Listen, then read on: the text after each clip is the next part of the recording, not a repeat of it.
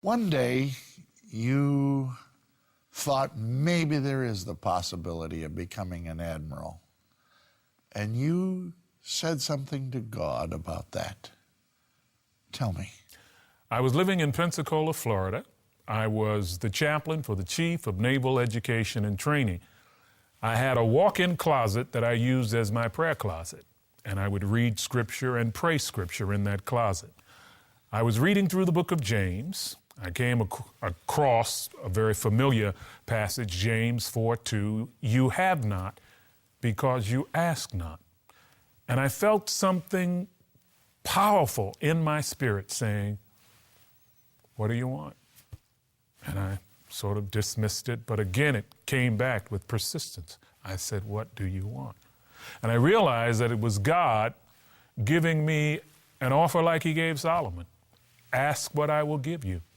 And I sat and I reflected. I thought about a decent car, a nice home, and I thought to myself eventually that these things are too pedestrian for omnipotence. And so I thought some more, and I said, in the more than 220 years that there has been a Navy Chaplain Corps, there has never been someone who looks like me, an African American, as an admiral, as the leader of the Corps. Okay, God, you said, what do you want? Let me be the Chief of Navy Chaplains. Wrote it in the back of my Bible and forgot about it. And that was 10 years before I was selected to be the only African-American admiral in the 229-year history of the Navy Chaplain Corps. How did the selection actually come about for you to be an admiral? The Navy selection process is a promotion board. A promotion board meets. They are members who are of senior rank, so these are all admirals, and they look at the record of some 75 to 100 people who are at the captain level, the 06 level of military rank. And they decide, after about a week of deliberation and combing through everything about these individuals, one person to be an admiral. And the phone rang at your house.